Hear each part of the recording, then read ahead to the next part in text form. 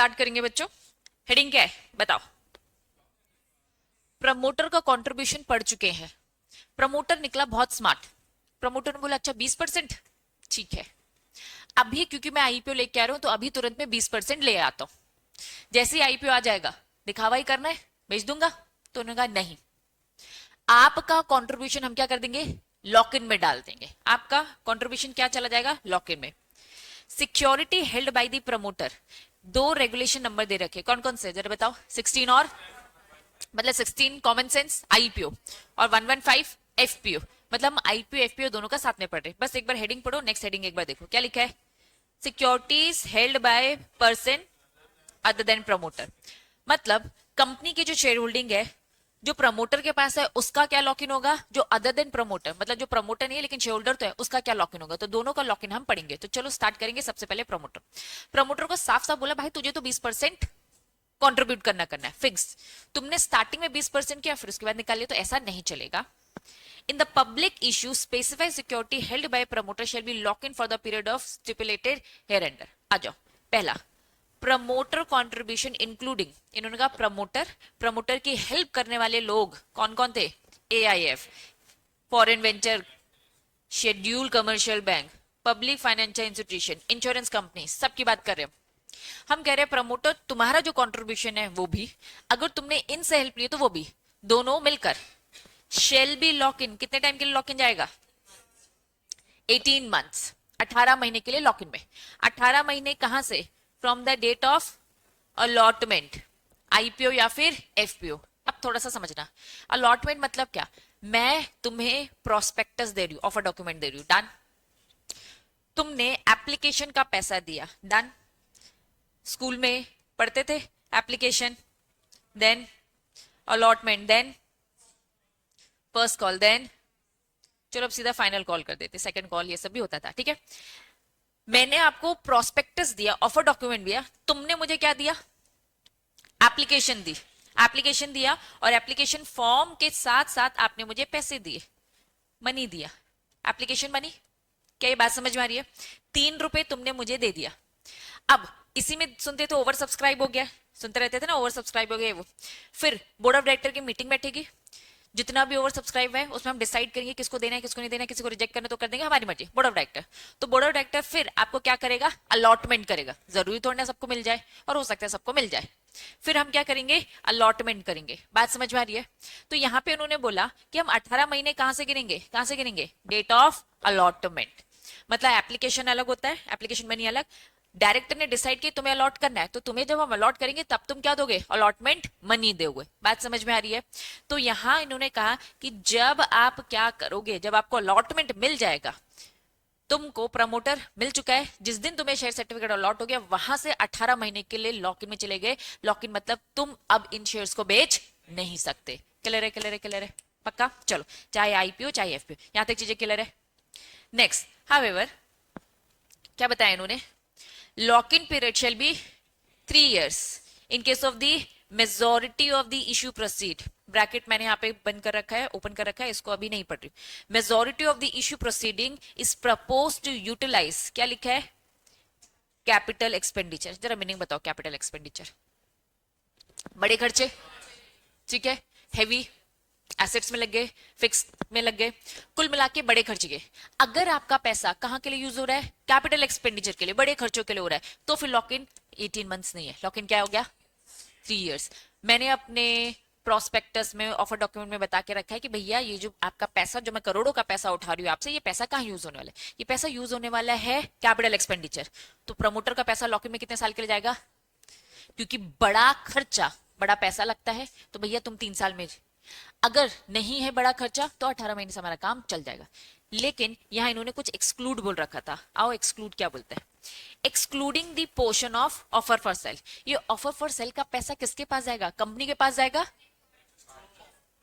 उस existing share holder के पास, उस प्रमोटर के पास जिसने अपना पैसा था, है ना, पुराने शेयर्स जो उसने दिए थे, बेचे थे, भैया हम उसकी बात नहीं करें। तो कुल मिला के पूरा कंक्लूजन ये है, प्रमोटर तुम्हारा कंट्रीब्यूशन प्लस तुमने जिनकी हेल्प ले रखी वो सब 18 मंथ्स के लिए लॉक इन पीरियड में जाएंगे, जनरल रूल। लेकिन अगर आपका पैसा यूज होने वाला है किसके लिए, कैपिटल एक्सपेंडिचर के लिए, तो 18 महीने की जगह आपको 3 साल के लिए लॉक इन में देना पड़ेगा। लेकिन इसमें हम उस इश्यू प्रोसीड की बात नहीं करें जो कंपनी के पास है ही नहीं, वो पैसा तो किसी और के पास जाएगा, कंपनी थोड़ा ना रखेगी उस पैसे को, इसीलिए उसे एक्सक्लूड किया गया। पहला पॉइंट क्लियर है? पक्का? चलो नीचे हेडिंग बोला है promoter holding excess of the minimum contribution. हमने प्रमोटर को बोला तेरा 20% हमें चाहिए। कितना परसेंट चाहिए कंट्रीब्यूशन? 20%। लेकिन हमने बीइंग प्रमोटर कितना लगाया? 30%। मतलब 20% और 10%, मतलब एक्स्ट्रा कितना लगाया हमने? 10%। तो अब जो हेडिंग है वो हेडिंग किसकी बात कर रहा है? एक्सेस अमाउंट की। हमारे एग्जाम्पल के अकॉर्डिंग वो एक्सेस अमाउंट कितना है? 10%। हमें आपका से भी बोलती है हमें आपका बस 20% चाहिए कंट्रीब्यूशन, लेकिन आपने ज्यादा श्रद्धा दिखाई है, आपने 10% और श्रद्धा दिखाया है, तो वो भी लॉक इन में जाएगा। नॉर्मली 18 महीने के लिए जाएगा, लेकिन जो आपने 10% जो एक्स्ट्रा श्रद्धा दिखाई है वो कितने महीने के लिए जाएगा? 6 महीने के लिए। मतलब उसे भी हम लॉक इन में डालेंगे, उसे भी नहीं छोड़ने वाले। साफ साफ इन्होंने लिखा है प्रमोटर अगर एक्सेस होल्ड करके बैठे हैं मिनिमम प्रमोटर कंट्रीब्यूशन, तो वो जो एक्स्ट्रा एक्सेस वाला जो अमाउंट है हमारे एग्जांपल के अकॉर्डिंग 10% भी 6 महीने के लॉक इन में जाएगा। कहां से 6 महीने कैलकुलेट करेंगे? Same date of allotment. लेकिन क्या लिखा है? आईपीओ के केस में, एफपीओ के केस में नहीं। बात समझ में आ रही है? हाउएवर लॉक इन पीरियड 6 महीने की जगह 1 साल, अगर यूटिलाइजेशन किसके लिए है? Capital expenditure. और इशू प्रोसीड में हम किसे काउंट नहीं करेंगे? ऑफर फॉर सेल को नहीं करेंगे, क्योंकि वो तो किसको पास जाएगा? जिसने अपने पुराने शेयर्स दिए थे। क्लियर है? पहला और दूसरा पॉइंट क्लियर है बच्चों? पक्का? पहला दूसरा क्या हो गया? एग्जिस्टिंग होगा ना? नॉन एग्जिस्टिंग शेयर होल्डर, नया शेयर होल्डर है, शेयर आया नहीं, बेचेगा कहां से? चलो नेक्स्ट, इन केस ऑफ क्या लिखा है? एसआर मतलब स्पेशल रेजोल्यूशन नहीं है, ठीक है? सुपीरियर राइट्स, वेरी गुड, ठीक है? फुल फॉर्म बोलूं तो सुपीरियर राइट्स, पूरा अगर समझाऊं तो सुपीरियर वोटिंग राइट्स की बात हो रही है, ठीक है? चलो अब मुझे बताओ ये वोटिंग राइट क्या होता है? मतलब तुम्हारे पास नॉर्मल है, मैंने अपने पास कौन सा राइट रखा? Superior voting right. Generally company के कौन से share holder superior voting rights रखेंगे? प्रमोटर, जिनको डिसीजन से फर्क पड़ता है। तुम लोग तो आज के आए हुए नए शेयर्स हो, नए शेयर होल्डर, वेरी गुड। मुझे कंट्रोल चाहिए, रॉकी सर को कंट्रोल चाहिए, अभिषेक भैया को कंट्रोल चाहिए कि भैया हम अपनी कंपनी के जब इंपॉर्टेंट डिसीजन लेना तो हमारे फेवर में आए, डिसीजन हमारी मेजोरिटी में आए, तो हम अपने पास थोड़े से ज्यादा वोटिंग वाले राइट्स रखेंगे कंपैरिजन टू यू। बात समझ में आ रही है? अब इस टाइप के जो भी शेयर्स होते हैं वो जनरली प्रमोटर के पास ही रहते हैं, ठीक? अब क्या प्रमोटर इन्हें बेच सकता है? बिल्कुल भी नहीं। मतलब अगर वो बेचेगा तो क्या किसी को भी, जनता को दे देगा? ऐसे नहीं। कुछ टाइम के लिए ये सुपीरियर वोटिंग राइट्स होते हैं और इसके बाद ये कन्वर्ट हो जाते हैं, कन्वर्ट होकर नॉर्मल वोटिंग राइट में आ जाते हैं। जैसे कि आपका एक शेयर 1 वोट है, मेरे पास एक शेयर 1.5 वोट होगा, मेरे पास एक शेयर 3 वोट होगा, मेरे पास एक शेयर 5 वोट होगा, कैसे भी हो सकता है। ये कंपनी टू कंपनी डिफर करता है कि कंपनी ने किस टाइप का सुपीरियर वोटिंग राइट इशू किया, लेकिन कुछ टाइम के बाद ये नॉर्मल शेयर होल्डिंग में कन्वर्ट हो जाएगा। क्या यहां तक ये बातें समझ में आ रही है? वॉल्यूम थोड़ा सा, चलो ये बात यहां तक समझ में आ रही है। तो यहाँ पे हो क्या रहा है कि आपके पास सुपीरियर वोटिंग राइट है, इसे भी हम लॉक इन में डालेंगे, इसे भी हम क्या डालेंगे? लॉक इन में। लेकिन इसका लॉक इन कब खत्म होगा? इन्होंने कहा भैया इसका लॉक इन अपने आप या तो ऊपर जो दे रखा है जो हमने अभी पढ़ा 18 3 साल, या फिर क्या होगा जब तक ये क्या ना हो जाए, अपने नॉर्मल ऑर्डिनरी शेयर में कन्वर्ट ना हो जाए। आओ लैंग्वेज रीड करेंगे। Superior voting right shares shall be under lock in, कब तक लॉक इन रहेंगे? अनटिल क्या लिखा है? Conversion into equity share having voting right same as ordinary share. ये पहला पॉइंट समझ में आया? जब तक ये ऑर्डिनरी शेयर नहीं बन जाता। दूसरा, lock in period specified above, ऊपर जो हमने दे रखा है और जो उसका खुद का एक टाइम होगा कन्वर्जन का। फॉर एग्जाम्पल 18 महीने में कन्वर्ट होना है, सॉरी 18 महीने तक का लॉक इन पीरियड है जो हमने ऊपर पढ़ा। इनका कन्वर्जन भैया 2 साल, तो इन्होंने क्या बोला? विच एवर इज लेटर, जो लेटर होगा तब तक ये क्या रहेगा? तब तक ये वैसे ही रहेगा, ठीक है? आप किसी को बेच नहीं सकते, ठीक? In case of the FPO, FPO के केस में क्या बोल दिया? जो एसआर है मतलब सुपीरियर वोटिंग राइट जो इक्विटी शेयर है, ये भी लॉक इन में जाएगा until there conversion of the equity share voting right ordinary, या फिर provided they are compliance with the other provision. जो भी 18 या फिर जो भी अदर प्रोविजन दे रखे हैं उसमें से जो भी समझ लेना, मतलब सब्जेक्ट टू कंप्लायंसेस, बाकी रूल्स रेगुलेशन भी आपको कंप्लाई करना पड़ेगा। तो कुल मिलाकर हमने 3 चीजें पढ़ ली। प्रमोटर के पास अगर शेयर्स हैं तो जब भी अलॉटमेंट होगा वहां से 18 महीने के लॉक इन में जाएगा, या फिर जब भी अलॉटमेंट हुआ है वहां से 3 साल के लॉक इन पीरियड में जाएगा अगर यूटिलाइजेशन कैपिटल एक्सपेंडिचर। लेकिन प्लीज एक्सक्लूड कर लेना ऑफर फॉर सेल। अगर एक्सेस आपने कंट्रीब्यूट किया है तो एक्सेस अमाउंट भी 6 महीने के लिए लॉक में जाएगा, लेकिन ये भी कन्वर्ट होकर 1 साल में चला जाएगा अगर कैपिटल एक्सपेंडिचर है। प्लीज एक्सक्लूड कर लेना क्या, ऑफर फॉर सेल, और ये बस आईपीओ के केस में, एफपीओ के केस में नहीं है। नेक्स्ट, सुपीरियर वोटिंग राइट्स को बोला जो अबव दे रखा है ड्यूरेशन, या फिर इसका खुद का कन्वर्जन का duration whichever is later. Clear है? पक्का? अगर ये समझ में आ गया है तो अब 17, रेगुलेशन नंबर 17, हेडिंग बताओ क्या बोल रहा है। मतलब यहां पे अब नॉर्मल प्रमोटर की बात नहीं हो रही है, प्रमोटर के अलावा, ठीक, और भी तो शेयर होल्डर हो सकते हैं। देखो हम ना पब्लिक कंपनी थी, ठीक है, हो सकता है पब्लिक कंपनी में मैं, रॉकी सर, अभिषेक सर, हम सब प्रमोटर, और तुम लोग ऑलरेडी शेयर होल्डर हो। हम 50 लोग की कंपनी थी, इन 50 लोगों में प्रमोटर्स और आप लोग सब मिलाकर थे। अब हमारी इच्छा होगी कि हमें चलो लिस्ट होना है, हम आईपीओ लेकर आएंगे, तो हम लिस्ट होंगे आईपीओ। तुम तो नॉर्मल शेयर होल्डर हो ना, तो एग्जिस्टिंग शेयर होल्डर भी मार्केट में बेच सकता है आईपीओ के साथ, जरूरी नहीं है प्रमोटर ही, बस प्रमोटर या फिर कोई भी एग्जिस्टिंग शेयर होल्डर, ठीक। चलो, अब इन्होंने कहा कि तुम लोग के पास ऑलरेडी शेयर होल्डिंग थी, तुम भी तो नहीं बेच सकते, अगर कंपनी लिस्ट होती है तो तुम भी लॉक इन पीरियड में जाओगे। Entire pre issue share capital, entire, ऊपर प्रमोटर की बात करी, अभी हम अदर देन प्रमोटर की बात करें। Held by a person other than promoter, तुम लोगों वो सब जो लिस्टिंग से पहले थे, ठीक है, shall be lock in for the period of कितने महीने के लिए, 6 months from the date of allotment in the IPO. अब हम आईपीओ लेके आ रहे हैं, आईपीओ से पहले तुम सब मेरे एग्जिस्टिंग शेयर होल्डर थे, तुम प्रमोटर नहीं थे लेकिन एग्जिस्टिंग शेयर होल्डर तो थे। तुम सबका पूरा का पूरा जो होल्डिंग होगा वो 6 महीने के लॉक इन में जाएगा। क्या ये बात समझ में आ गई? नेक्स्ट, नॉट अप्लाई, ऊपर जितनी भी बातें पड़ी ये एप्लीकेबल नहीं है। अगर तुम में से शेयर्स जो तुम्हें मिले, equity share allotted to employ, क्या लिखा है, एम्प्लॉय स्टॉक ऑप्शन, और क्या लिखा है, एम्प्लॉय स्टॉक परचेज स्कीम, ठीक है, कब, आईपीओ से पहले। रक्षित दीदी, ओमकार भैया भी क्या थे, एम्प्लॉय है हमारे। इन एम्प्लॉय को मैंने ऑप्शन दिया, ऑप्शन क्या बोलता है, 4 साल काम करो मेरी कंपनी में, मेरी कंपनी में क्या करो, 4 साल काम करो, और मैं आपको क्या दे दूंगा, इक्विटी दे दूंगा, मैं तुम्हें कंपनी का ओनर बना दूंगा। जब उनके 4 साल कंप्लीट हुए तभी मैं आईपीओ लेकर आई, ठीक है। जैसे उनके 4 साल कंप्लीट हुए आईपीओ लेकर आई, और हमने क्या बोला कि देखो 4 साल तुम्हारे कंप्लीट हो गई, लो इक्विटी लो, और 6 महीने के फिर से लॉक इन में जाओगे। भाई 4 साल से वैसे ही तो लॉक इन में थे, जब उनके पास शेयर आया तब उनको क्या बोला गया कि फिर से लॉक इन, लॉक इन कितना, 6 महीने। इन्होंने कहा कि भाई इन लोगों ने वैसे ही बहुत वेट कर लिया, तो ये 6 महीने का लॉक इन पीरियड इन पे एप्लीकेबल नहीं है। बात समझ में आई? किस पे नहीं होगा, एम्प्लॉय को। एम्प्लॉय को जो आपने शेयर्स दिए वो कब दिए, प्रायर टू दी आईपीओ। बात समझ में आ रही है? पक्का?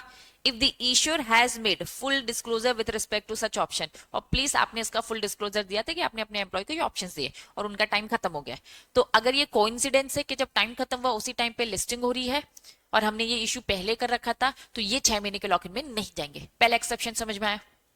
पक्का? लॉजिक समझ में आ रहा है क्यों ऐसा कर रहे हैं?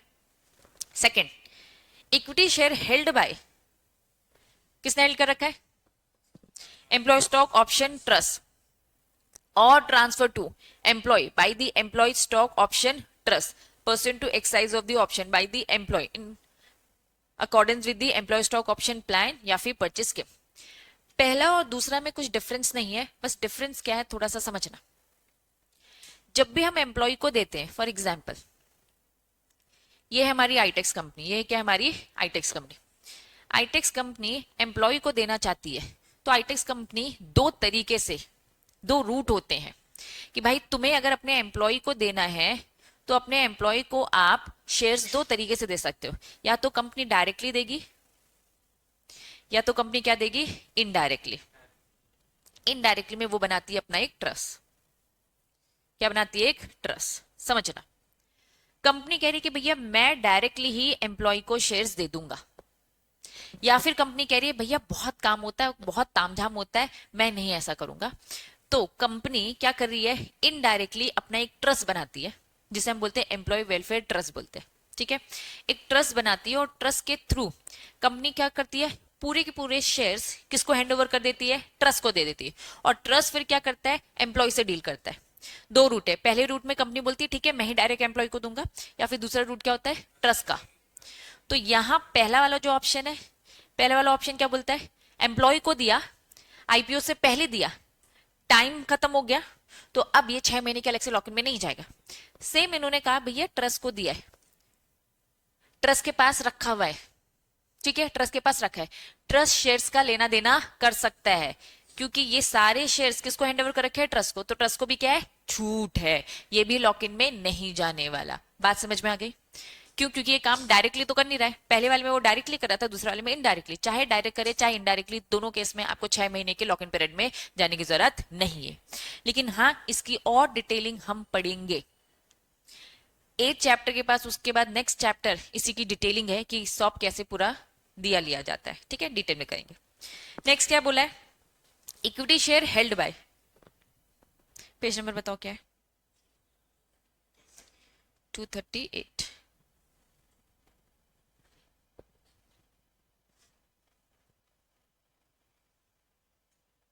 यही, चलो। However, the equity share allotted to the employee shall be subject to the provision of the lock-in specified. इन्होंने कहा इनका खुद का जो लॉक-इन है ना, क्या लिखा है, नाम थोड़ा सा समझना अच्छे से, क्या लिखा है, SEBI share based employ benefit sweat equity regulation 2021। इसके बाद वाला चैप्टर का नाम बताओ, अभी चैप्टर 8 पढ़ो, चैप्टर 9 का नाम बताओ क्या लिखा है। इसी रेगुलेशन की बात कर रहे हैं, इनके रेगुलेशन में इनका जो लॉक इन पीरियड है ना, वो फॉलो बस कर लेना। हम अलग से लॉक इन नहीं दे रहे, सेबी के आईसीडीआर में नहीं दे रहे हम लॉक इन, लेकिन आपका खुद का सेबी का शेयर बेस्ड एम्प्लॉय बेनिफिट का जो रेगुलेशन है ना, उसको जरूर से कंप्लाई कर लेना। तुम अपना खुद का फॉलो कर लेना, दैट्स इट, हमारी बस ये रिक्वायरमेंट है। क्लियर है? Next, equity shares held by venture capital fund, जो कि पुराना नाम था, आज की डेट में वो क्या बन चुका है, एआईएफ, ठीक है। एआईएफ की कैटेगरी 1 एंड 2, अभी हम एआईएफ की भी डिटेलिंग पढ़ेंगे। एआईएफ 3 टाइप के होते हैं, कैटेगरी 1, कैटेगरी 2, कैटेगरी 3। यहां इन्होंने क्या बोल दिया, हम किसकी बात करें, एआईएफ कैटेगरी 1 एंड 2, मतलब वेंचर कैपिटल पुराना नाम, इसी का नाम एआईएफ बना, एआईएफ के 1 एंड 2, और venture foreign venture capital investor, है ना। And such equity share lock in for the period of, क्या लिखा है, 6 months at least from the date of purchase by the venture capital AIF या फिर foreign venture। जब इन्होंने लिया था ना अपने पास, इनको अभी 6 महीने उस टाइम से हो चुके हैं वापस, इनके अपने खुद के, जब उन्होंने खरीदा फ्रॉम द डेट ऑफ, क्या लिखा है, अभी तक ऊपर हम क्या पढ़ रहे थे, लॉक इन कहां से, जब से अलॉटमेंट हुआ, ठीक है। इन्होंने कहा कि भैया इनको खरीदे हुए कितना हो चुका है, 6 महीने हो चुका है, 6 महीने पुराना है इनके पास अगर रखा, तो तुम स्टॉक मार्केट में आकर जैसी कंपनी के शेयर लिस्ट होते तो तुम बेच सकते हो, तुम्हें 6 महीने के लिए रुकने की जरूरत नहीं है, क्योंकि तुम्हारे पास कम से कम 6 महीने पुराना शेयर रखा हुआ है। बात समझ में आ रही है? पूरा कंक्लूजन हम पढ़ रहे हैं, सिक्योरिटी अगर प्रमोटर के अलावा किसी और एग्जिस्टिंग शेयर होल्डर के पास है, तो तुम भी 6 महीने के लॉक इन में जाओगे। लेकिन 6 महीने की लॉक इन वाली बात एप्लीकेबल नहीं है अगर एम्प्लॉय स्टॉक ऑप्शन प्लान अगर प्रायर टू आईपीओ है, या फिर एम्प्लॉय स्टॉक ऑप्शन ट्रस्ट के पास है, ठीक। लेकिन अपने खुद के रेगुलेशन फॉलो करना, तुम्हें 6 महीने की लॉक इन पीरियड में जाने की जरूरत नहीं, सेकंड वाले केस में भी नहीं। थर्ड वाला पॉइंट बोलता है, खरीदे हुए आपको अगर 6 महीने हो चुके हैं ना, तो तुम्हें 6 महीना और अलग से नहीं देना। लेकिन अगर खरीदे हुए अगर आपको 6 महीने नहीं हुए, तो ये 6 महीने आप पर एप्लीकेबल है। डिफरेंस समझ में आ रहा है? पक्का? फॉर द पॉइंट नंबर 3, अब ये ऑफर फॉर सेल कर सकते हैं, लेकिन इनको कंपनी के साथ मिलकर देना पड़ेगा। लेकिन एक बार अगर लिस्ट हो गए, तो फिर आप अलग से 6 महीने का वेट करिए। लेकिन ऑफर फॉर सेल के लिए विंडो हमेशा से ओपन है। लेकिन ऑफर फॉर सेल में भी कौन आएगा, एग्जिस्टिंग शेयरहोल्डर आ सकते। प्रमोटर को तो क्या बोल दिया, तुम्हें 20% का कॉन्ट्रीब्यूशन है ना, 20% के ऊपर जा सकते हो। अब याद करो हमने क्या पढ़ा था, एडिशनल कंडीशन जब हम पढ़ रहे थे, 20% का कॉन्ट्रीब्यूशन है किसी का अगर 20% से ज्यादा है तो वो अपना कितना बेच सकता है, 50%, लेकिन अपनी प्रमोटर की कंट्रीब्यूशन फुलफिल कर लेना। ऑफर फॉर सेल में कोई भी आ सकता है, प्रमोटर अदर देन प्रमोटर भी, कोई दिक्कत नहीं है। लेकिन इसके अलावा जैसी कंपनी आप वेट करो कि नहीं नहीं हम ऑफर फॉर सेल में नहीं लेके आएंगे, एक बार लिस्ट हो जाए तब बेचेंगे, बोलेंगे लिस्ट हो जाएंगे रुक जाओ, कितने के लिए, 6 महीने के लिए, 18 महीने के लिए। क्यों? क्योंकि अभी तो कंपनी लिस्ट भी है, तुमने बेचना चालू कर दिया क्योंकि तुम्हें लग रहा है भैया तुम्हारी 100 रुपए का शेयर मार्केट में 200 का दिख रहा है, 500 का, तुम बेचना चालू कर दोगे, वो कहेंगे भैया 18 महीने रुको ना, 6 महीने रुको ना, 3 साल रुको ना, उसके बाद बेचो, इसके बाद बेचो, कोई दिक्कत नहीं है। प्रमोटर को ज्यादा महीने के लिए रोका है, लेकिन नॉर्मल शेयर को 6 महीने के लिए, 6 महीने के बाद आप ओपन आप बेच सकते हो।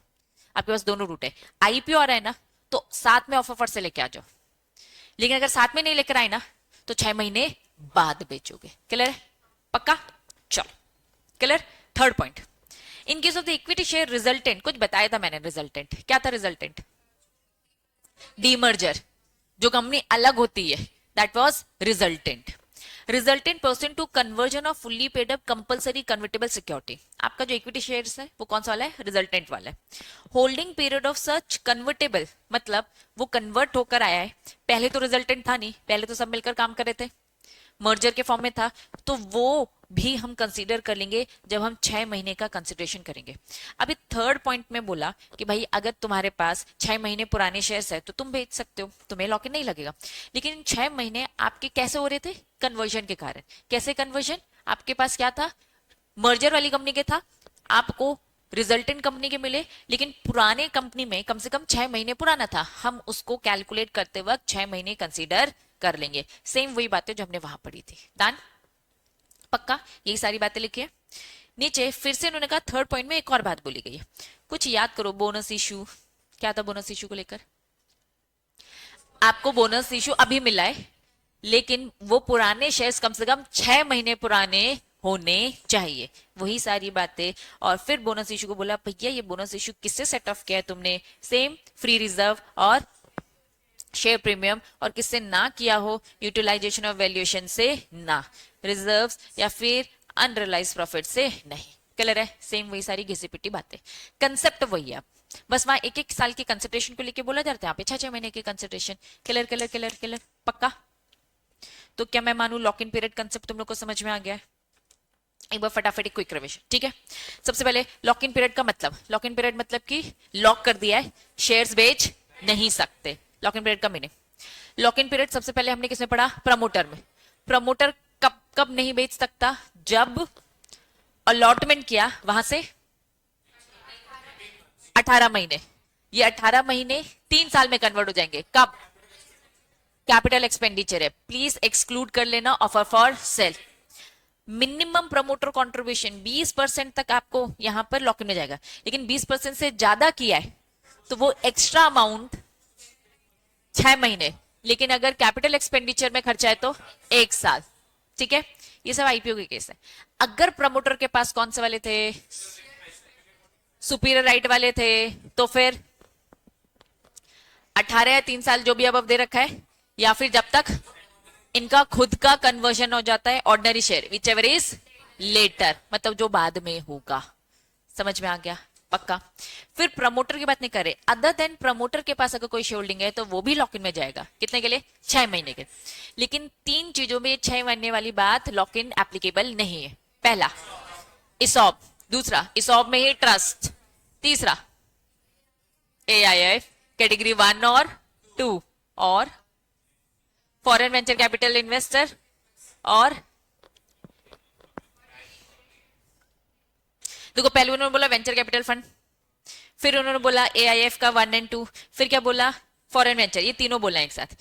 अगर ये खरीदे हुए तुम्हारे पास 6 महीने हो चुके तो तुम बेच सकते हो, 6 महीने पुराने नहीं तो नहीं बेचोगे।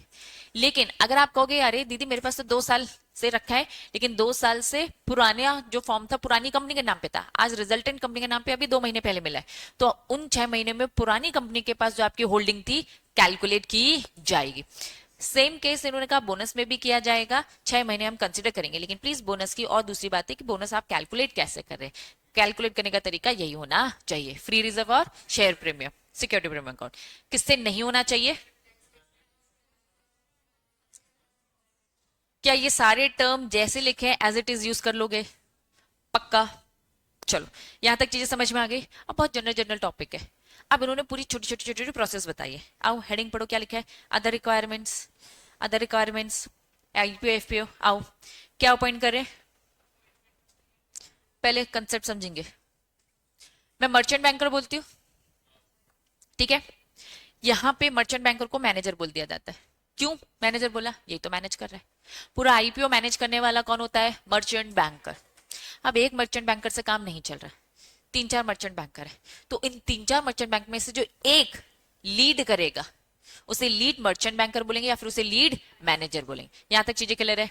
आओ दूसरा क्या लिखा है, अपॉइंट हो रहा है, किसको अपॉइंट करें, लीड मैनेजर्स को या फिर अदर इंटरमीडिएट। अकेला मर्चेंट बैंकर कर रहा है क्या, उसके नीचे भी बहुत सारे प्रोफेशनल्स होंगे, एक्सपर्ट्स होंगे।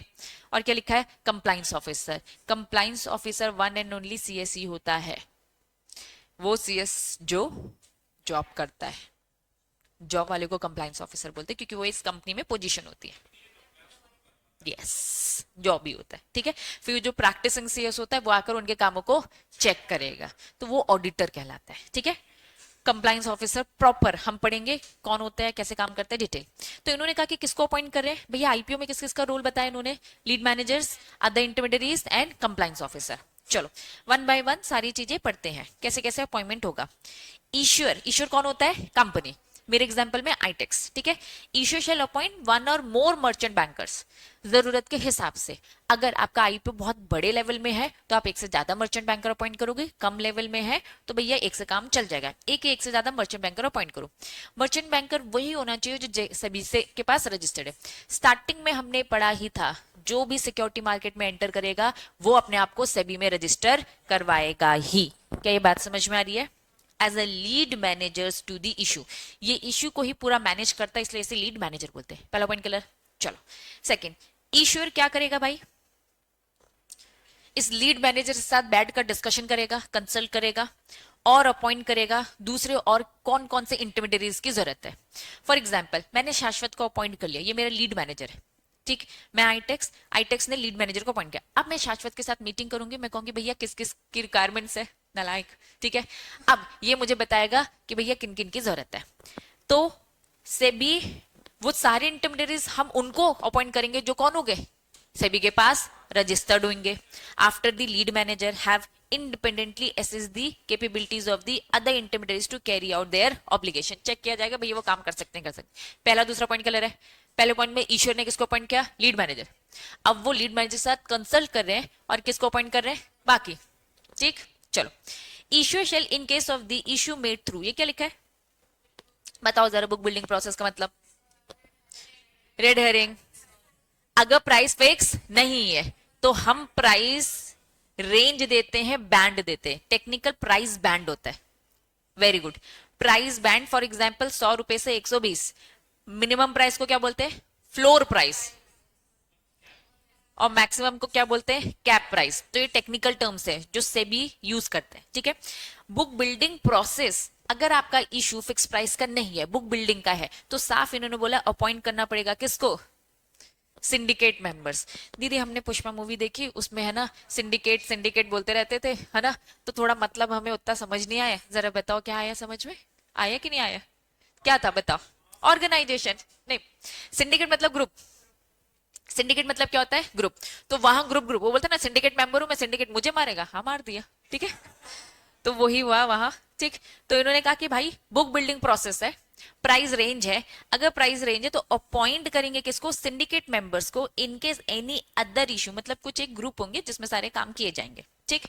Then in case of any other issue, अगर बुक बिल्डिंग प्रोसेस है या फिर एनी अदर इशू मतलब क्या, फिक्स, दो ही है ना, एक तरफ उन्होंने बुक बिल्डिंग इशू होगा तो ऐसा होगा, और अदर होगा मतलब कि चीजें फिक्स होंगी तो अपॉइंट करेंगे बैंकर्स।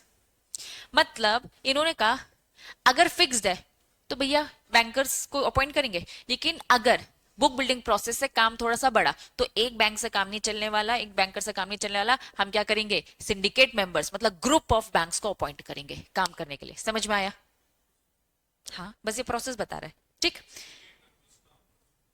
अच्छा सिंडिकेट मेंबर्स टर्म तुम लोग कंपनीज एक्ट में पढ़ चुके हैं, ठीक है, कोई इश्यू नहीं। हाँ ईश्वर अपॉइंट करेगा किसको, क्या पहली बार सुन रही हो, हाँ पहली बार सुन रहे हो? रजिस्ट्रार टू इशू, हाँ बताओ जरा, रजिस्ट्रार टू इशू क्या है? हम्म, एक तरीके से बैंक है। आरटीए बार बार बताती हूँ, शेयर ट्रांसफर एजेंट बताती थी, रजिस्ट्रार। कुछ याद आ रहा है? कुछ याद नहीं आ रहा। क्या ये आरओसी है पहले बताओ? मारा मैंने, जहां रजिस्ट्रार देखते हो तुम लोग आरओसी देख लेते हो। रजिस्ट्रार टू इशू, कंपनी का रजिस्टर मेंटेन करने वाला, याद आया? कंपनी जब आईपीओ लेकर आती है, मैंने इसे अपना रजिस्ट्रार बनाया, तुम लोगों ने शेयर्स खरीदे, ये रजिस्टर मेंटेन करता था। और मैंने कहा था कि एक और बंदा था जो शेयर ट्रांसफर करने का काम करता था, दोनों काम एक ही बंदा करता है, तो है ना, याद आया? सब भूल गए तुम लोग, मतलब टर्म थोड़ा सा इधर उधर करके बता दियो तो हम लोग, है ना, कहीं भीड़ में घुसा दिया तो हम नहीं समझ पाएंगे, अलग से हाईलाइट करके दिखाया जाएगा। क्या लिखा है? इश्यूअर अपॉइंट करेगा किसको?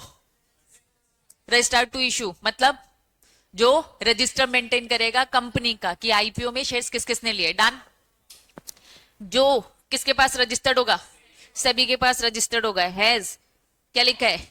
कनेक्टिविटी ऑल दी डिपॉजिटरीज, भैया सारे डिपॉजिटरी से कनेक्टेड होगा, क्योंकि भैया ऑनलाइन सारे शेयर्स इलेक्ट्रॉनिक फॉर्म में खरीदा रहे ताकि वो रजिस्टर मेंटेन कर सके। Clear? Next, the issuer shall appoint, कौन है ये? CS proper.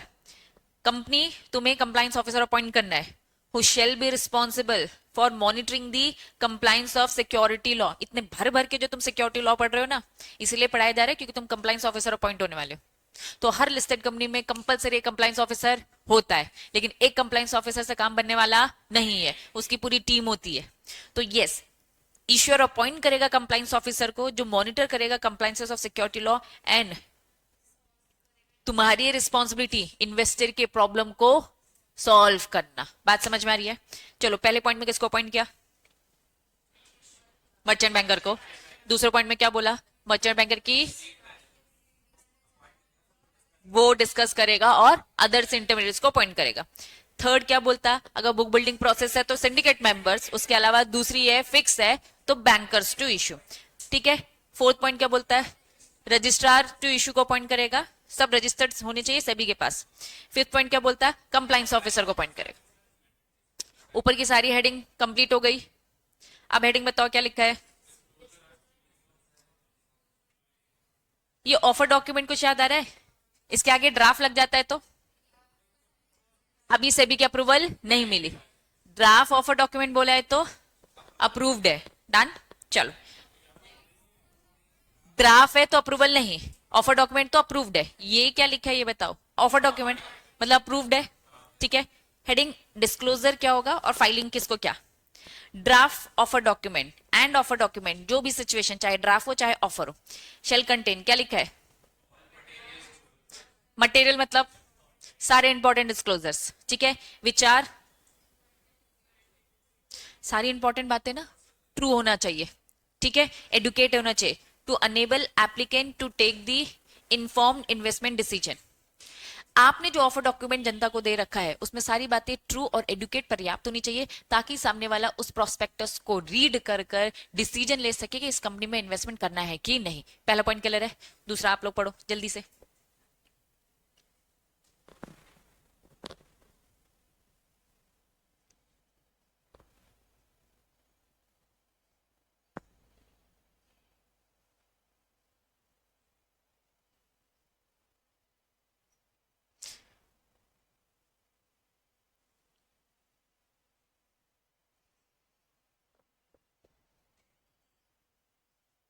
पढ़ लिया? पहली लाइन क्या बोला? Prior to making IPO FPO क्या करना है? किसे देना है? सेबी को देने की रीजनल ऑफिस को देना? सेबी का रीजनल ऑफिस। चलो, सेबी के रीजनल ऑफिस में देने का। ज्यूरिडिक्शन जहां पे रजिस्टर ऑफिस होगा, ईश्वर कंपनी लोकेटेड जहां है, सेबी में क्या करेगा? चेंजेस या फिर इशू ऑब्जर्वेशन। अब मेरी बात समझना, यहाँ इन्होंने चेंजेस वर्ड यूज कर रखा है, हर जगह चेंजेस वर्ड यूज नहीं करेंगे, ऑब्जर्वेशन बोल दिया जाएगा। सेबी ने ऑब्जर्वेशन दिया, सेबी ने ऑब्जर्वेशन दिया, मतलब क्या? सेबी ने चेंजेस बताए। इन्होंने बोला भैया मुझे तुम्हारे ड्राफ्ट ऑफर डॉक्यूमेंट कुछ गड़बड़ लग रहा है, इसे चेंज करो। तो मर्चेंट बैंकर तुम्हारी रिस्पॉन्सिबिलिटी उसे ठीक करने की। तो सेबी में स्पेसिफाई, में मतलब क्या? ऑप्शन, देखेगा या तो हरी झंडी दे देगा सब बढ़िया, या फिर क्या कहेगा कुछ गड़बड़ है, तो वो चेंजेस या ऑब्जर्वेशन देगा इफ एनी मतलब अगर होगा तो, ठीक है। ऑन किसमें, draft of a document with in the 30 days, मतलब आपने पहले सेबी को दिया ड्राफ्ट, सेबी ने उसमें गलतियां निकाली 30 दिन के समय में और आपको बोला भैया चेंज करके देने का। Ensure also file the draft of a document किसको, स्टॉक एक्सचेंज, जहां तुम्हारी कंपनी लिस्ट हो रही है, where the special security propose to be list. अभी प्रपोजल क्या है ना, फर्स्ट टाइम लेकर आ रहे हो, तो कुल मिलाकर सीन क्या है, पहला पॉइंट बोलता है कि सारी इंपॉर्टेंट बातें दो, और दूसरा पॉइंट बोलता है सेबी को ड्राफ्ट दो, सेबी उसमें गलतियां निकालेगा, चेंजेस निकालेगा या फिर ऑब्जर्वेशन बोलेगा, वो चेंजेस आपको करके देना है। और यही ड्राफ्ट फॉर्म अभी किसको भी देना है, स्टॉक एक्सचेंज को भी। थर्ड कनेक्ट कर रहा है सेबी स्पेसिफाई चेंजेस या ऑब्जर्वेशन, तो साफ बोल दिया लीड मैनेजर। कौन था ये लीड मैनेजर, मर्चेंट बैंकर शाश्वत हमारा, ठीक है। तो शाश्वत shall carry out such changes observation draft form में, और फिर दोबारा सेबी को सबमिट करेगा कि सेबी आपने कहा था कि ये सारे चेंजेस देखो, ये मैंने चेंजेस कर लिया, अब मैं दोबारा से आपको रीसबमिट कर रहा हूं, ठीक है। अपडेटेड,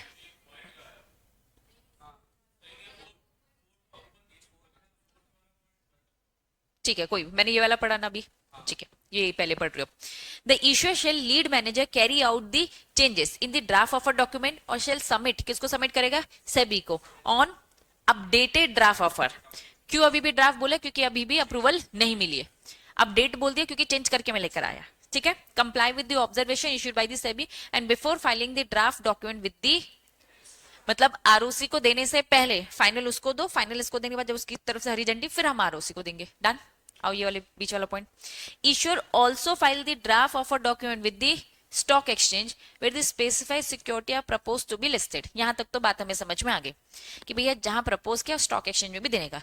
सबमिट करो स्टॉक एक्सचेंज को, क्या क्या देने का, permanent account number pan, bank account दो, पासपोर्ट नंबर दो, किसका, प्रमोटर का, वेयर दे आर इंडिविजुअल। अगर प्रमोटर एक इंसान है तो प्रमोटर का हमें पैन चाहिए, और क्या क्या चाहिए, बैंक अकाउंट और पासपोर्ट, ठीक है, पासपोर्ट हमें चाहिए।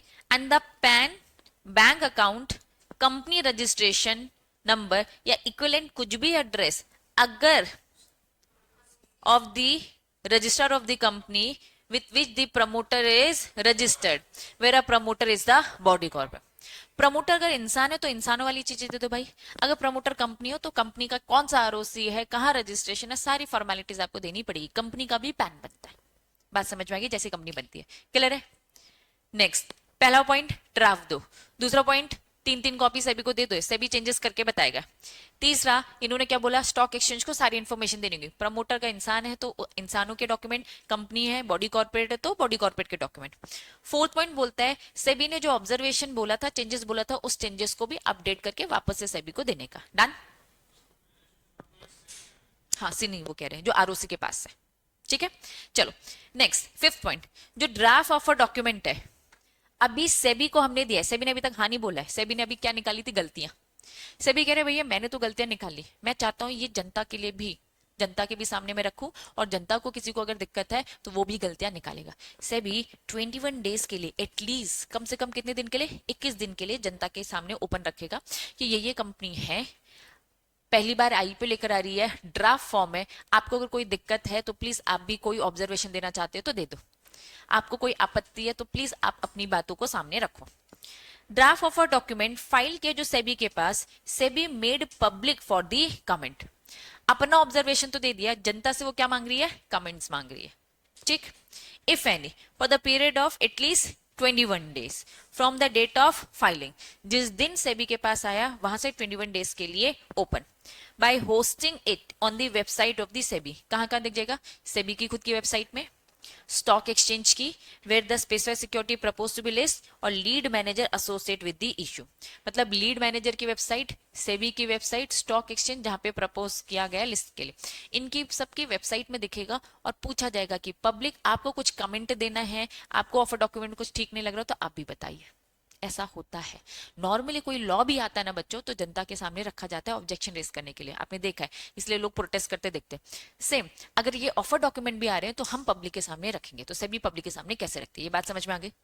Next, the issuer with in 2 days of filing the draft of a document with the SEBI, issuer 2 दिन के अंदर जब भी उन्होंने ड्राफ्ट किया, मेक पब्लिक अनाउंसमेंट, वापस इश्यूअर 2 दिन, 2 दिन कहां से, जब भी उन्होंने फाइल किया ड्राफ्ट ऑफर, पब्लिकली अनाउंस करेगी, कहा, एक इंग्लिश, क्या लिखा है, national daily newspaper, English newspaper ढूंढना जो नेशनल लेवल में जाता हो, जैसे कि हम कह रहे कि भैया कौन सा जाता है इंग्लिश, हिंदुस्तान टाइम, कोई भी इंग्लिश ले लो।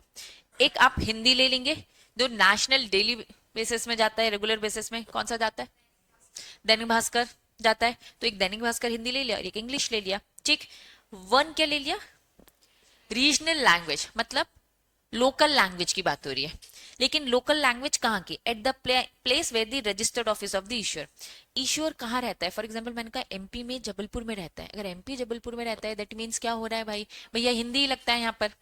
चलो हम महाराष्ट्र की बात करते हैं, मराठी लगता है, तो हम मराठी लैंग्वेज की बात करेंगे, ठीक है। चलिए फिर क्या बोला, डिस्क्लोज करना पड़ेगा, क्या डिस्क्लोज करना पड़ेगा, हमने ड्राफ्ट ऑफ अ डॉक्यूमेंट दिया है, किसको दिया है, सेबी को, न्यूज़पेपर में पब्लिश करो, इनवाइट करो पब्लिक को कि भैया सेबी की वेबसाइट में आपको मिल जाएगा, किसी को भी कोई कमेंट देना तो प्लीज वहां पे जाकर देने का, ईश्वर या फिर lead manager to in respect of the disclosure made in the draft of a document. और फाइनली इन्होंने फिर क्या बोला है, copy of the offer document बोल दिया, दैट मीन्स अब क्या हो गया, अप्रूवल मिल गई है। Copy of the offer document also भी file with the SEBI, final वाला भैया सेबी को दे दो, स्टॉक एक्सचेंज को दे दो, थ्रू दी, कौन लेकर देगा, लीड मैनेजर, ठीक है, जितनी जल्दी हो सके, promptly after filing the offer document with the ROC. कुल मिलाकर ये सारी बातें कनेक्ट हो गई, पूरी प्रोसेस बताई उन्होंने। पहला क्या बोला, सारी मटेरियल बातें educate on to and educate होनी चाहिए। सेकंड पॉइंट क्या बोलता है, 3 कॉपी सभी देख को देने का, ऑब्जर्वेशन वगैरह वो निकाल कर आपको देगा। फिर उन्होंने बोला भैया स्टॉक एक्सचेंज को भी दे दो ड्राफ्ट फॉर्म में, ठीक है, स्टॉक एक्सचेंज को दे दिया, उसका पूरी डिटेलिंग बता दी, प्रमोटर की, कंपनी है या इंडिविजुअल है तो क्या है।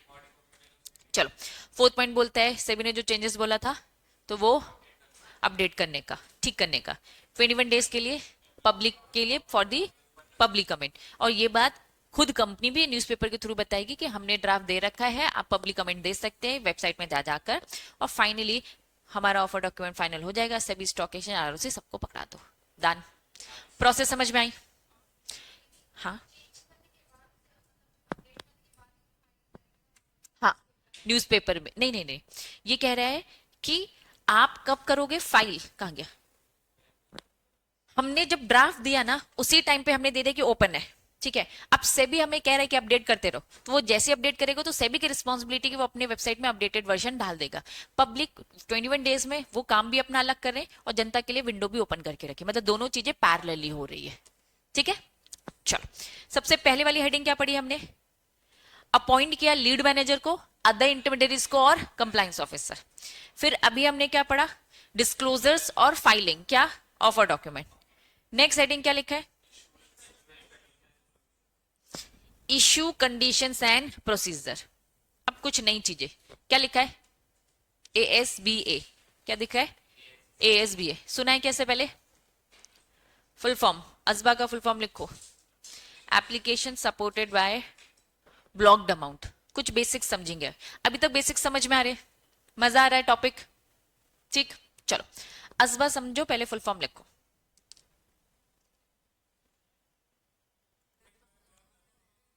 Application supported by blocked amount, याद हो गया। अब हमेशा ना नाम से काम समझा करो, क्या समझ में आ रहा है बताओ, एक एप्लीकेशन दी जा रही होगी जिससे हम अपने अमाउंट को ब्लॉक कर रहे होंगे। अब समझो थोड़ी सी कहानी, पहले क्या होता था, ये है कंपनी, कंपनी ने सबसे पहले, आप होइए ठीक है, एप्लीकेशन मनी मांगा, आपने दिया, दे दिया, ओवर कैपिटलाइज, ओवर हो गया, सब्सक्राइब हो गया, ठीक है। अब कंपनी ने कहा भैया किसी को अलॉट करेंगे और किसी को नहीं करेंगे, आपको अलॉट नहीं हुआ, आपको अलॉटमेंट नहीं किया, लेकिन आपका एप्लीकेशन मनी तो जा चुका है, तो कंपनी की रिस्पॉन्सिबिलिटी क्या है, एप्लीकेशन मनी वापस लौटाने की। अब कंपनी इसमें समय लगा रही है, कंपनी इसमें समय लगा रही है, एक ये रीजन समझ में आया। दूसरा रीजन, कंपनी को 90% सब्सक्राइब करना होता है, मतलब 90% सब्सक्राइब होगा तो ही आगे प्लान कंटिन्यू होगा, अदरवाइज फेल। कंपनी को 90%, पहला वाला मैंने क्या एग्जांपल दिया, ओवर सब्सक्राइब हो गया, ओवर सब्सक्राइब में कुछ लोगों को रिटर्न करना पड़ा तो कंपनी को कुछ पैसा वापस देना पड़ेगा। दूसरा केस मैं आपको क्या बोल रही हूँ, 90% अचीव नहीं हुआ तो पूरा का पूरा क्या करना पड़ेगा, रिफंड। पूरा का पूरा क्या करना पड़ेगा, रिफंड। तो होता है क्या है, एक बार पैसा कंपनी के पास गया ना तो कंपनी से वापस निकालने में आती है बड़ी दिक्कत। कंपनी कहेगा कि यार हाँ देता हूँ, अभी देता हूँ, अभी देता हूँ, उसके बहुत सारे कुछ उधार होंगे, वहां सल्टाने लगा होगा, कुछ भी कर सकता है। फिर सेबी ने बोला भैया अगर ऐसा करोगे तो हम आप पे इंटरेस्ट लगाएंगे, लेकिन इन सब से भी बात नहीं बनी। भैया जो ये हमारा इन्वेस्टर है ना, इसका पैसा तो फंसा ही हुआ है ना, इससे तो इसका पैसा नहीं मिल रहा, इंटरेस्ट भी लगा के रखा है इस पे कि भैया तुम लेट करोगे तो हम तुम पे इतना इंटरेस्ट लगाएंगे, लेकिन तब भी लोचा तो है। तो एक न्यू स्कीम निकाली गई। न्यू स्कीम के अकॉर्डिंग उन्होंने कहा कि सुनो कंपनी, तुम हो यहाँ और ये है तुम्हारा इन्वेस्टर, इसके बीच में ये आपका आएगा बैंक। इस बैंक में इस इन्वेस्टर का पैसा ब्लॉक रहेगा, मतलब ये मेरा ही है अकाउंट, मैं हूं इन्वेस्टर, मैं हूं इन्वेस्टर, मैंने कंपनी को एप्लीकेशन दी और एप्लीकेशन मनी का जो पैसा है वो मेरे ही अकाउंट में ब्लॉक है। अब ब्लॉक हो गया मतलब ना इस पैसे को मैं निकाल सकती हूं और ना ही इस पैसे को कंपनी निकाल पाएगी। क्या ये बात समझ में आ रही है? एप्लीकेशन सपोर्टेड बाय, वापस application supported by blocked amount, मतलब जब मैं एप्लीकेशन दूंगी तो साफ साफ मेरा पैसा मेरे ही अकाउंट में क्या हो गया है, ब्लॉक। पहले जो मैंने अभी आपको बताया, पहले कॉन्सेप्ट के अकॉर्डिंग, पहले पुराने सिस्टम्स के अकॉर्डिंग क्या होता था, कंपनी के पास चला गया, मेरे अकाउंट से पैसा कट गया और कहां चला गया, कंपनी के अकाउंट में, और कंपनी टाइम लगा रही है भाई मुझे देने में, और फिर कंपनी टाइम लगा रही है तो भैया इन्वेस्टर को दिक्कत हो रही है। तो इन्होंने कहा कि तुम्हारा पैसा तुम्हारे ही अकाउंट में रहेगा, लेकिन ये ब्लॉक हो जाएगा, इस पैसे को ना इन्वेस्टर टच कर पाएगा और ना ही कंपनी। अगर कंपनी ने मुझे अलॉट कर दिया तो अब ये अनब्लॉक्ड हो जाएगा और ये पैसा सीधा कंपनी के पास चला जाएगा। अगर कंपनी ने मुझे रिजेक्ट कर दिया तो ये अनब्लॉक हो जाएगा और ये पैसा मेरे ही अकाउंट में रहेगा और इस पैसे को मैं यूज कर सकती हूँ। अगर रिफंड करने वाली 90% सब्सक्राइब नहीं हुआ तो ये अकाउंट में ही था ना पैसा, 90% सब्सक्राइब मतलब कंपनी के पास गया ही नहीं तो नाटक वापस करने का होगा ही नहीं। तो ये नए कंसेप्ट है, पुराने ट्रेडिशनल तरीके थे, ये जो ट्रेडिशनल तरीके मैंने आपको बताए, ठीक है। इस कंसेप्ट को आए हुए बहुत टाइम हो चुका है, ठीक है, लेकिन हाँ अब ये सिस्टम चलता है। क्या एसबा समझ में आया? शॉर्टकट में इसे हम क्या बोलते हैं, एसबा। अब आ जाओ कंसेप्ट को समझेंगे।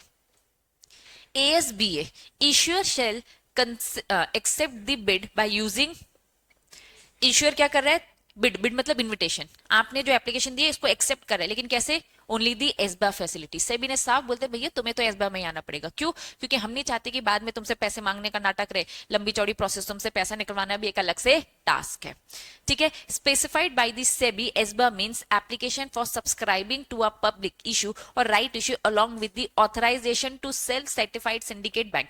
ये जो बैंक्स होंगे ये जनरली कौन से वाले बैंक होंगे, सेल्फ सर्टिफाइड सिंडिकेट बैंक्स। कोई भी बैंक अगर अपने आप को सिंडिकेट बैंक बनाना चाहती है तो वो पहले सेबी के पास अपने आप को रजिस्टर्ड करेगी, ठीक है। तो ये सेल्फ सर्टिफाइड सिंडिकेट बैंक्स रहेंगे जो आपकी एप्लीकेशन मनी को ब्लॉक कर देंगे, किसमें, बैंक अकाउंट में। It is mandate by the SEBI, SEBI ने साफ बोल दिया ये मैंडेटरी है, आपको ये करना ही पड़ेगा टू यूज दी, साफ साफ बोल दिया भैया यूपीआई। आज के डेट में यूपीआई आ चुका है, ठीक है, यूनिफाइड पेमेंट इंटरफेस, डायरेक्ट तुरंत पैसा as a payment mechanism with the ASBA for the, किन के लिए, ये छोटे इन्वेस्टर्स बहुत हमारे रहते हैं, छोटे इन्वेस्टर के लिए तुमको बोलते हैं भैया तुम यूपीआई पैसा दो। छोटे investors RII, retail individual investors. बताओ मीनिंग, रिटेल इंडिविजुअल इन्वेस्टर्स कौन होते हैं? छोटे इन्वेस्टर जो 2 लाख से कम। तो तुम खुद नोटिस करो, तुम जब यूपीआई में ट्रांजेक्शन करते हो तो लाखों लाखों की पेमेंट कर पाते हो? 1 लाख 2 लाख, उससे ज्यादा आप नहीं कर सकते, ठीक है। तो उन्होंने बोल दिया, RII को बोला कि भैया तुम तो छोटे इन्वेस्टर हो, तुम्हारे तो 2 लाख से कम के ट्रांजैक्शन होते हैं, तुमको हमने यूपीआई वाला मोड दे दिया ताकि चीजें थोड़ी सी फटाफट हो जाए, ठीक है। लेकिन ये आपके ही बैंक में क्या हो जाएंगे, ब्लॉक हो जाएंगे, ठीक है। जब आपको अलॉटमेंट किया जाएगा तो कंपनी के लिए अनब्लॉक हो जाएगा, कंपनी यूज कर लेगी। अगर रिजेक्ट हो गया, रिफंड किया जाएगा तो इन्वेस्टर के लिए अनब्लॉक हो जाएगा। क्लैरिटी है? चलिए, कब से ये हुआ, यूपीआई सिस्टम कब से आया, जुलाई 2019, पुराना हो गया तुम्हारे लिए, ठीक है। For the application by the retail individual investor submitted through the intermediate. Clarity है विद इफेक्ट फ्रॉम, ठीक है। इधर आ जाओ वापस। एसबा का कंसेप्ट समझ में आया? एसबा क्या हुआ? हम पढ़ रहे कुछ इशू कंडीशन से प्रोसीजर है। आईटेस कंपनी अगर इशू लेके आ रही हो तो भैया बहुत सारी कंसेप्ट आपको समझाए जा रहे हैं। भैया एक एसबा फैसिलिटी भी होती है। एसबा समझ में आया? पक्का? नेक्स्ट हेडिंग बताओ क्या लिखा है? कौन सी कंपनी के शेयर्स अच्छे हैं, कौन सी कंपनी के शेयर्स अच्छे नहीं है, इसकी ग्रेडिंग की जाएगी, और सिंपल भाषा में बोलूं तो रेटिंग की जाएगी। चलिए, इश्यूअर में obtain grading.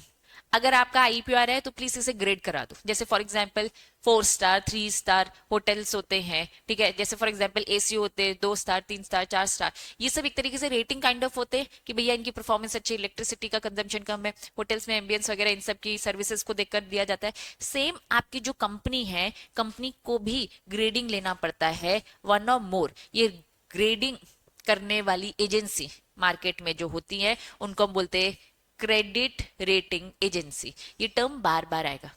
Credit rating agency कुछ एजेंसीज होती है। फॉर एग्जांपल आईटेक्स आईपीओ लेकर आ रहा है तो मैं कुछ एजेंसीज को अप्रोच करूंगी। एजेंसीज आओ, हमारी कंपनी को चेक करो, हमारे आईपीओ को देखो और आप हमें रेट करिए। ये रेट हमारी क्रेडिटिबिलिटी को देखते हैं कि तुम्हारी कितनी कैपेसिटी है, हमें मार्केट से जो तुम पैसा उठा रहे हो उसे कितना रिटर्न कर सकते हो, या फिर कितना रिटर्न आप डिविडेंड के फॉर्म में इन्वेस्टर्स को दे सकते हो। तो वो एजेंसी देखेगी, चेक करेगी और हमें रेट दे देगी। रेटिंग जो रहती है अल्फाबेट में रहती है, जैसे कि ट्रिपल ए रेटिंग सबसे अच्छी, फिर AA, फिर सिंगल ए, BBB, BB, सिंगल बी। बात समझ में आ रही है? जिसको CD मिला होगा मतलब वो बहुत बुरी रेटिंग वाला है, बहुत ही खराब रेटिंग है, ठीक है। तो इन्होंने कहा कि जब आपका आईपीओ आता है, इश्यूअर मे ऑब्टेन, वो चाहे तो अपने शेयर को, अपनी सिक्योरिटीज को अच्छा दिखाने के लिए क्या कर सकता है, रेटिंग ले सकता है, और ऑफर डॉक्यूमेंट में वो रेटिंग भी बताएगा। बात समझ में आ रही है? एक से लेना है भैया, एक रेटिंग से ले, एक रेटिंग लो, या फिर दूसरी एजेंसी से, एक या एक से ज्यादा एजेंसी से आप रेट ले सकते हो। क्लियर है? इस बात समझ में आ गया?